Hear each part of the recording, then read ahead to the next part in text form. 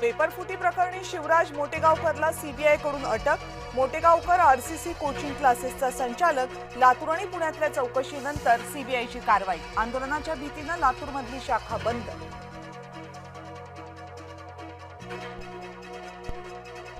नीटच्या निकालापूर्वीच खासगी कोचिंग क्लासेसची जाहिरात। सीबीआयने चौकशी केलेल्या मुलीला केमिस्ट्रीत पैकीच्या पैकी गुण। नीटच्या निकालापूर्वीच लातूरमधल्या खासगी क्लासची जाहिरातबाजी।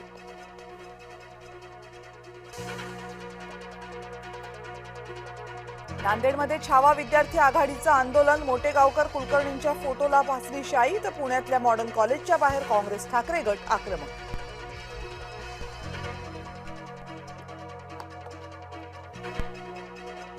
नीटच्या पेपरफुटी प्रकरणातील आणखी एक अपडेट जय महाराष्ट्राच्या हाती। महाराष्ट्रातलं आणखी एक कोचिंग सेंटर सीबीआयच्या रडारवर।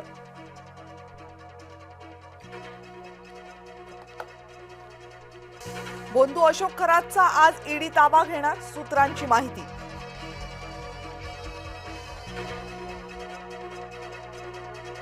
बोंधू अशोक खरातचा होता परदेशात पळून जाण्याचा प्लॅन। खरात प्रकरणी अजून एक धक्कादायक खुलासा। अटकेपूर्वी बनावट खात्यांमधून खरातचे संशयास्पद व्यवहार।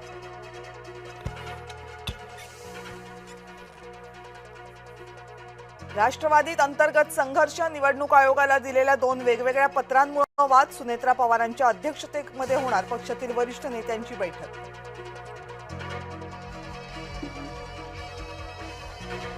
विधान परिषदेच्या द्वैवार्षिक निवडणुका जाहीर। एकूण 17 जागांसाठी 18 जून रोजी होणार मतदान।